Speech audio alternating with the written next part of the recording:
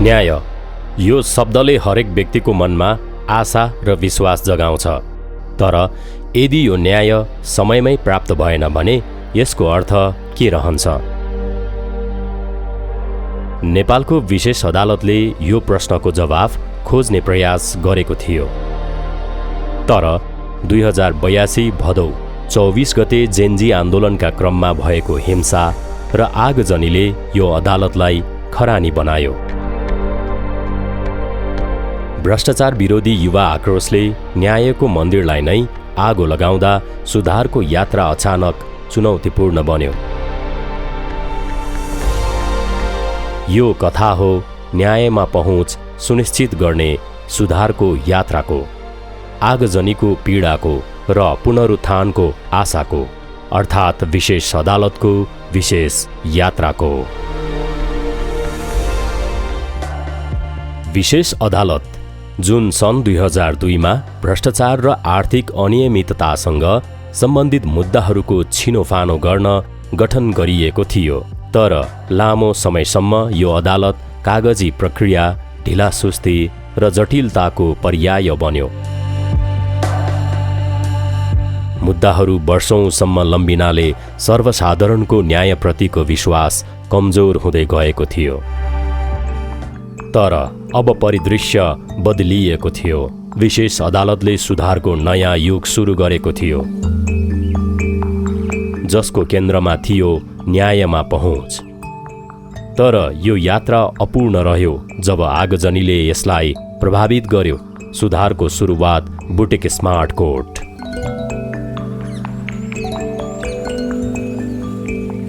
विशेष अदालतले गएको वर्षदेखि सुधारको विशेष र ऐतिहासिक कदम चालेको थियो। परिणामतः यसले 2082 असारमा आइएसओ प्रमाणपत्र प्राप्त गरेको थियो, जो नेपालको कुनै पनि अदालतले यसअघि पाएको थिएन र हालसम्म पाएको पनि छैन। यो प्रमाणपत्रले अदालतको गुणस्तर र पारदर्शितालाई अन्तर्राष्ट्रिय मापदण्डमा पुर्याएको थियो।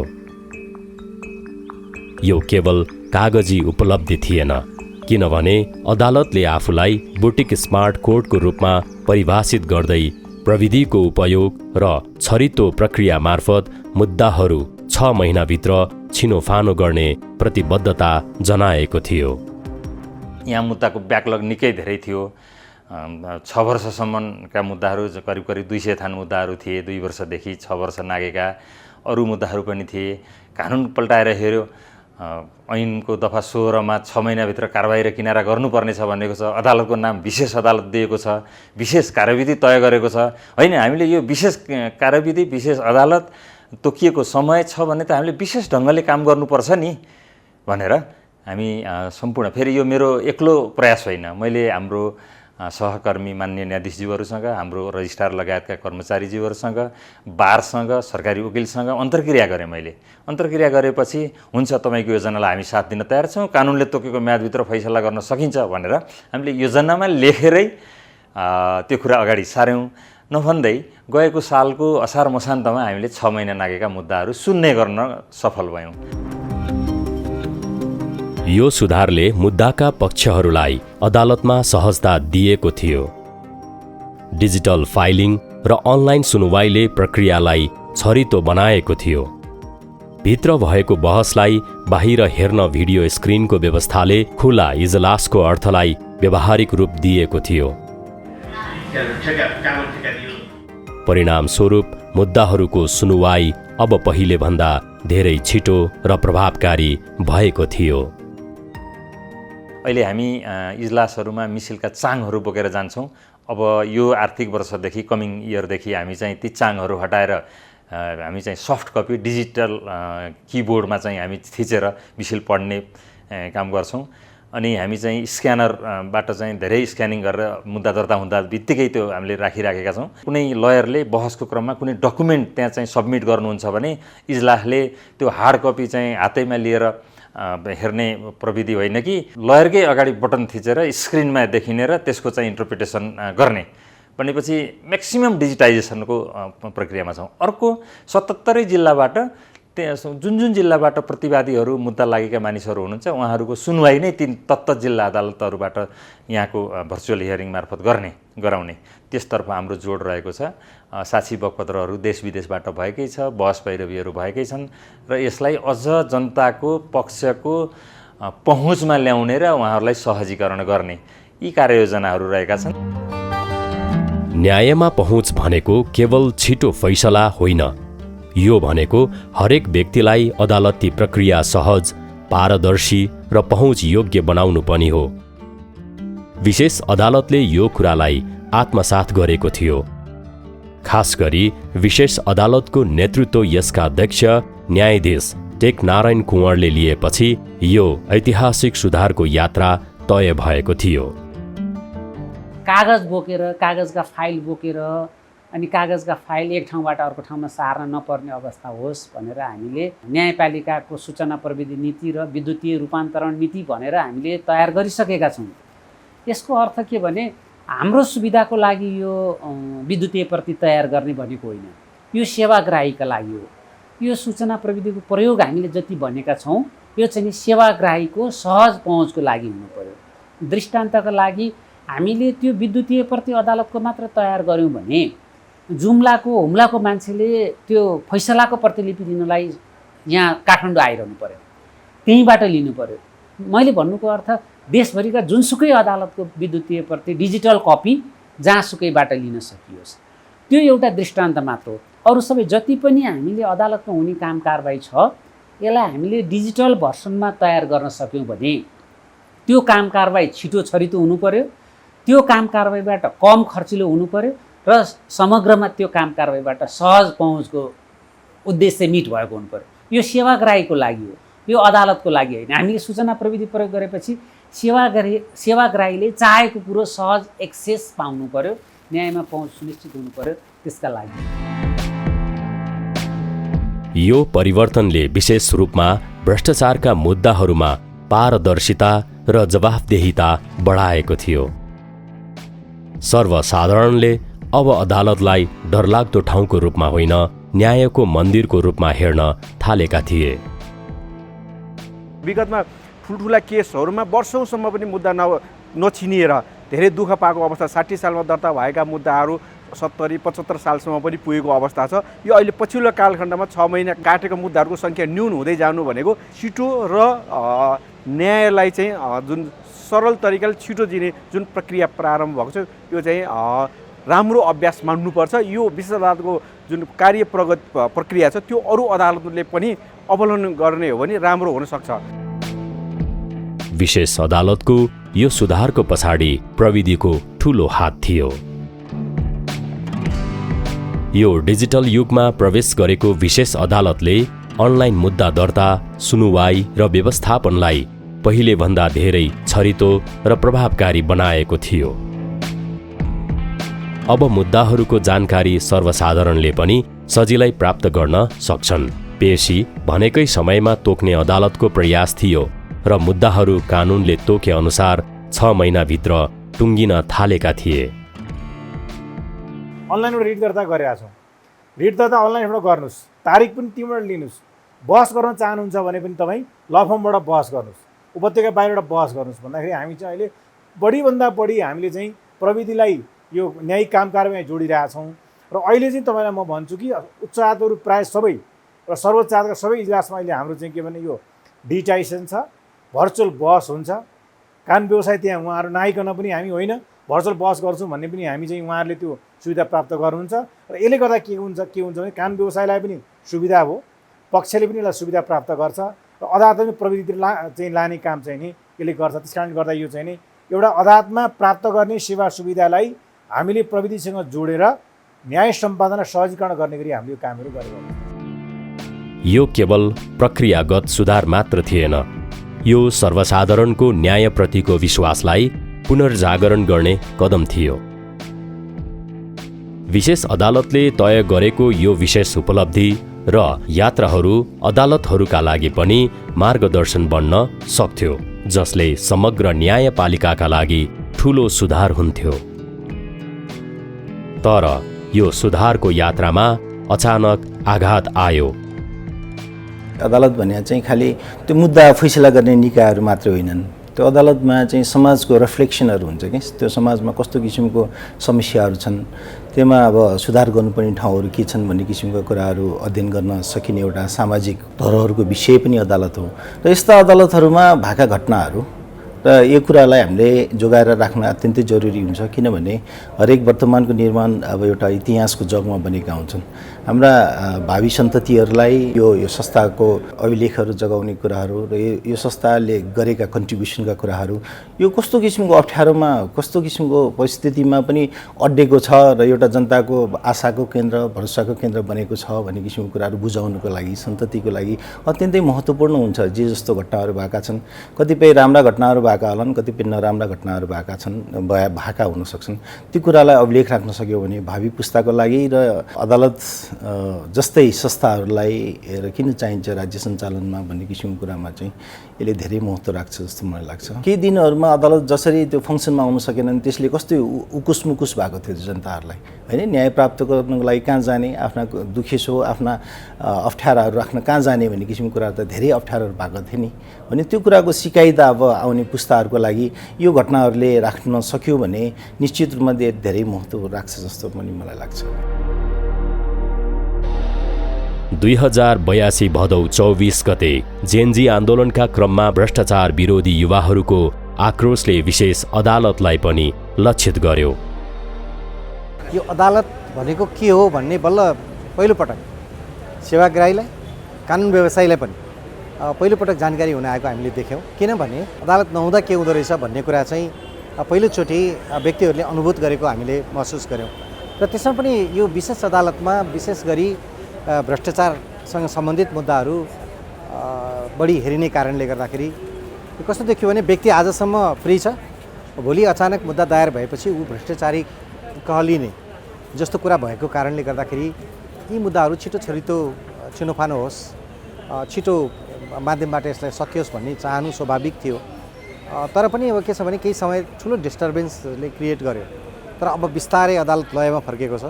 यसमा तत्कालीन नेतृत्वले पनि महत्त्वपूर्ण भूमिका निर्वाह गरेको देख्यौँ भने वर्तमान नेतृत्व पनि त्यसमा लागि परेको हामी देख्दछौँ। यो सन्दर्भमा न्यायिक नेतृत्व चाहिँ तदारुकता साथ लागेकै देखिन्छ। तर समग्रतामा अदालतप्रतिको जनविश्वासलाई अरू प्रगाढ बनाउने, अरू विश्वसनीय बनाउँदै लैजानको लागि सबैजनाले विशेष गरी न्याय क्षेत्रका, कानुन क्षेत्रका, अब सरकारी निकाय, गैर सरकारी निकाय, न्यायिक निकाय यो सबै मिलेर काम गर्नुपर्ने आवश्यकताको महसुस भएको हामी ठान्दछौँ। प्रदर्शनकारीहरूले सर्वोच्च अदालत, विशेष अदालत र जिल्ला अदालतहरूमा तोडफोड र आगजनी गरे, जसले हजारौं मुद्दाका फाइलहरू जलाइयो। त्यो कस्तो भयो भने सर, हामी 18 गते शपथ ग्रहण गरेर यहाँ आयौँ, उपस्थित भयौँ। त्यसपछि कन्टिन्युसली काम गर्दै थियौँ। 23 गतेको दिन हामी इजलासमै थियौँ, इजलासमा बहस गरिरहेको थियौँ। अनि त्यो बेला 23 गतेमा बाहिर त्यति साह्रो देखिया थिएन, सुनिया थिएन। पछि अलि साँझ पर्न थालेपछि अथवा चिया टाइम पछि चाहिँ अलि हङ्गामा भयो। असो न्युजहरूमा पनि त्यस्तै कुरो आउन थालेपछि 23 गतेको दिन हामी धेरै बेरसम्म अदालतमै बस्यौँ। धेरै बेर भन्नाले साँझ अबेरसम्म पनि अदालतमै बस्यौँ। बाहिर डिस्टर्बेन्स के कुरो भइरहेको थियो। अनि अब बेलुका घर त जानु पर्यो, के कसो भएको छ, भोलि के हुन्छ भन्ने कुरोको कल्पना पनि थिएन। अनि बेलुका विभिन्न किसिमका भनौँ न व्यवस्थापन गर्दै हामी आफ्नो निवाससम्म कोही हिँडेर कोही गरेर हामी यहाँबाट निस्क्यौँ। त्यो दिन जाँदाखेरि हामी कसैले पनि गाडी लान सकेनौँ। यहाँबाट हाम्रा गाडीहरू यहीँ रहे।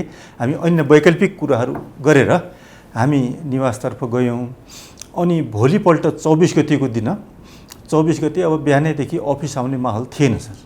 अफिस आउने माहौल थिएन, मुभमेन्ट गर्ने पनि कुनै माहौल थिएन। एकछिनपछि 10-11 बजेपछि त विभिन्न ठाउँका दुर्घटनाका न्युजहरू आउन थाले मिडियामा। अनि त्यसपछि चाहिँ 24 गते नआइसकेपछि अब 25 गतेदेखि यसो अफिस आउँदाखेरि को अवस्था चाहिँ अलिकति दुरुह नै थियो। त्यतिखेर गाह्रो अप्ठ्यारो अवस्था नै भइसकेको अवस्था थियो। हाम्रो 4-5 गाडी बाहिर थियो, यही परिसरमै थिए। ती गाडी ध्वस्त भए, तिनको केही पनि बाँचेन। अनि त्यही गाडीको रापले गर्दाखेरि हाम्रो यसको तलपट्टि 1 नम्बर इजलासको तलपट्टि लाइब्रेरी थियो। त्यो लाइब्रेरी त्यही गाडीकै रापले गर्दाखेरि त्यो लाइब्रेरीको एउटा किताबको एउटा कुनै कागजको एउटा पाना पनि बाँचेन। त्यो पनि नष्टै भयो भन्दा नि हुन्छ। त्यसपछि त्यही रापले गर्दाखेरि 1 नम्बर इजलासको माथि पनि धेरै अब जल्नुभन्दा पनि त्यसको राप लिएर के जलनले पनि यो फल सिलिङ लगायतको अनि यो स्क्रिनहरू धेरै संरचनाहरू त्यहाँ नोक्सानी भए। अनि यतापट्टि पनि अब 2 नम्बर इजलासको बाहिरपट्टि पनि त्यहाँनिर पनि गाडीकै रापले गर्दाखेरि धेरै कुरो नोक्सानी भयो। र जहाँसम्म हाम्रो मिसिल छन्, मिसिलमा कुनै किसिमको नोक्सानी भएन, भित्र आगो लाग्न पाएन। तर भित्र भएका हाम्रा जुन ल्यापटप लगायतका सामानहरू थिए, अब स्क्रिनहरू थिए ठाउँ ठाउँमा, ती धेरैजसो स्क्रिनहरू धेरैजसो जले, के टुटफुट भए, के यहाँबाट हराए लगिए भनौँ न। यो हिंसाले न्याय प्रणालीलाई नै कमजोर बनायो र सर्वसाधारणको विश्वास फेरि डगमगायो। यसले एकदमै ठुलो असर गरेछ। पहिलो कुरा त तपाईको जुन ढङ्गले न्याय सम्पादन हुनुपर्ने हो त्यसमा कठिनाइ आएको छ। कागजपत्रहरू नै छैन। अदालतमा भएका डकुमेन्टहरू जलिसकेपछि त्यसलाई फेरि मिसिल खडा गर्दाखेरि कतिपय सक्कल बुझ्नुपर्ने कागजातहरू पनि आउन सकेका छैनन्। त्यसले गर्दा एउटा पहिलो कुरा त न्याय ढिलो भएको छ। दोस्रो कुरो कागजपत्र सङ्कलनमा कठिनाइ उत्पन्न भएको छ। र तेस्रो कुरो भनेको तपाईँको यहाँ नभएका कागजातहरू सम्बन्धित कार्यालय, अर्धन्यायिक निकायहरू या अरू सरकारी कार्यालयमा जाँदा त्यहाँ पनि कागजहरू नष्ट भएका छन्। अब कानुन व्यवसायीसँगका फर्महरूमा भएका कागजहरूको भरले मात्रै अदालतले चाहिँ काम गर्नुपर्ने खालको अवस्था भएकोले गर्दाखेरि यसमा मूलत के भयो भने न्याय सम्पादनमा ढिलाइ पनि भएको छ, कठिनाइ पनि भएको छ। जेनजी आन्दोलनमा हामी पनि अरू अदालत जसरी नै हामी पनि क्षतिबाट टाढा हुन सकेनौँ। खास गरेर हामीकामा मिसिलहरू नजले तापनि हाम्रो भौतिक संरचना जल्यो र हामीसँग सम्बन्धित सर्वोच्च अदालतमा हाम्रा मिसिलहरू जले। हामीलाई केही न केही रूपमा क्षति त पुग्यो। हामी जुन रूपमा क्षतिग्रस्त भएका थियौँ अहिले हामी सामान्य अवस्थामा आइसकेका छौँ। खास गरेर विशेष अदालतमा हामी अलिकति डिजिटल गभर्नेन्सलाई पनि हामीले पेशीमा जुन सेवाग्राहीले तलबाट हेर्न सक्नुहुन्थ्यो त्यो चाहिँ केही समय अवरुद्ध भयो र अन्य क्षति भएकाहरू पनि हामीले त्यसलाई मर्मसंहार गरेर करिब करिब 1 महिनामा हामी चाहिँ आफ्नो कामहरू निरन्तर रूपमा अगाडि बढाउने अवस्थामा पुग्यौँ। भ्रष्टाचार विरुद्धको लडाईले न्यायको प्रतीकलाई नै आगो लगाउँदा सुधारका प्रयासहरू प्रभावित भए। जुन भदौ 24मा हाम्रो विभिन्न अदालतहरूमा एक प्रकारले सङ्गठित रूपमै आक्रमण भयो।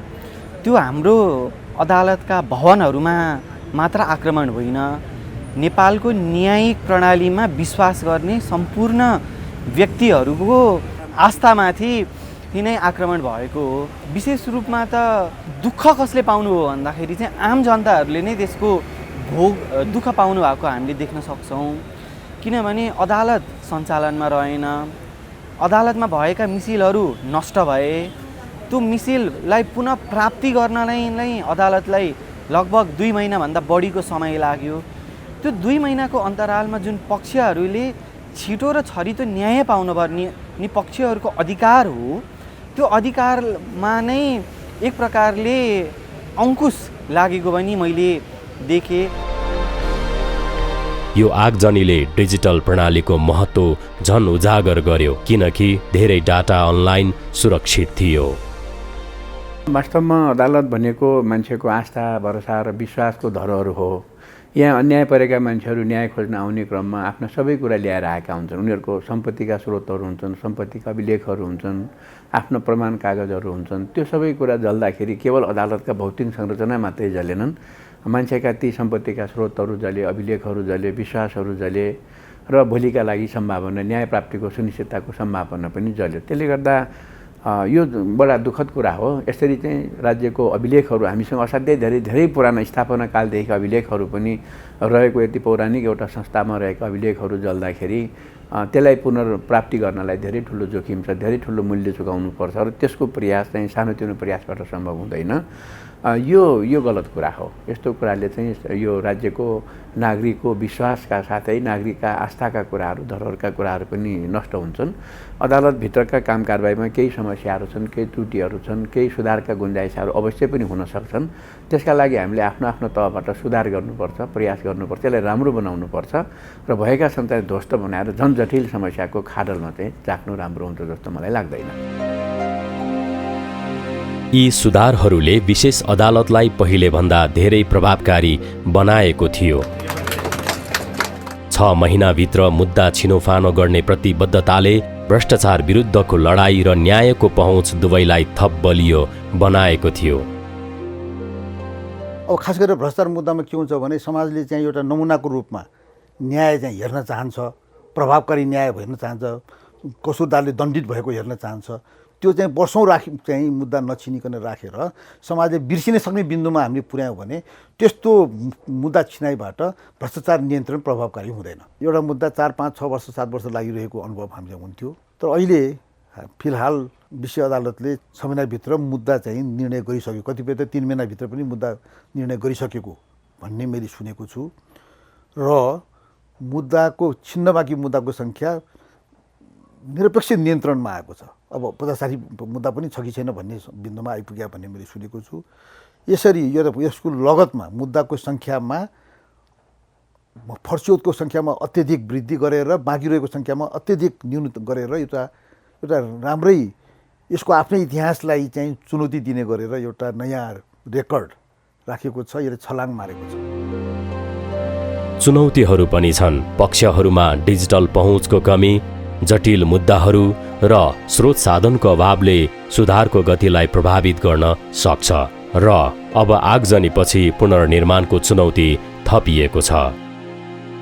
आजको परिणाम हेर्दाखेरि हामी करिब पुरानो अवस्थाभन्दा धेरै फरक छैनौँ। हामीले त्यसलाई रिभाइभ गरिसकेको अवस्था छ। आज बडा खुसी साथ भन्नुपर्छ यो कुरो। केही समय त मुद्दा हेर्नै रोकियो, झन्नै 1.5-2 महिना त हाम्रो पेशी व्यवस्थापन गर्न पनि गाह्रो भएर रोकियो, धेरै काम रोकियो। अदालतमा भएका मिसिलहरू केवल वादी दाबी र प्रतिवाद जिकिर अथवा प्रतिवादीको बयान मात्रै होइन, त्यसमा त मुलुकको भविष्यसित, वर्तमानसित र भूतकालसँग जोडिएका विभिन्न अभिलेख र हरेक विषयवस्तुको सम्पत्ति त्यहाँ रहेको हुन्छ। ती विषयवस्तु नोक्सानी हुने बित्तिकै अदालतको मिसिल मात्रै जल्या होइन कि थुप्रो मान्छेको थुप्रो कुरोको नोक्सान पनि भइरहेको हुन्छ। त्यसकारणले ती कुरोको संरक्षण सम्वर्धन गर्नुपर्ने पनि आम नागरिकको समेत जिम्मेदारी हो। त्यो हामी कहाँ छ अहिले? हामी जिम्मेवारीमा देखियौँला कानुनी रूपमा, होइन भनेपछि व्यावहारिक रूपमा त यो सबै नेपालीहरूको जिम्मेवारीको विषय हो। त्यसको संरक्षण गर्नुपर्छ। त्यसले नै भावी पुस्ताहरूलाई हाम्रो इतिहास यस्तो छ, हामी अहिले कुरो गर्छौँ नि प्रधान न्यायालय खोल्दाखेरि यस्तो थियो, यस्तो गाह्रो अप्ठ्यारोमा पहिलेका श्रीमानहरूले यस्तो कठिन अवस्थामा न्याय सम्पादन गर्नुभयो भन्ने कुरो जुन हामी शिक्षा लिएर अगाडि बढिरहेका छौँ, हामीभन्दा भविष्यमा आउने पुस्ताले पनि हाम्रा अघिल्लो पुस्ताले यस्तो यस्तो कुरोबाट अगाडि बढ्यो, यसलाई हामीले अझ सुधार गर्दै लानुपर्छ भन्ने भावनाको विकास गर्नको लागि पनि यस्ता विषयवस्तुको संरक्षण सम्वर्धन गर्न सबैले प्रयत्नशील रहनुपर्छ भन्ने नै लाग्छ मलाई। न्यायमा पहुँच भनेको हरेक नागरिकको अधिकार हो। विशेष अदालतको यो सुधार यात्राले यो अधिकारलाई वास्तविकतामा परिणत गर्ने दिशामा महत्त्वपूर्ण कदम चालेको थियो। बुटिक स्मार्ट कोडको अवधारणा, ISO प्रमाणपत्र र 6 महिनाभित्रको फैसला प्रक्रियाले नेपालको न्यायिक इतिहासमा नयाँ अध्याय थपेको थियो। तर आगजनीको खरानीबाट फेरि उठेर यो अदालतले आफ्नो यात्रा जारी राख्नेछ।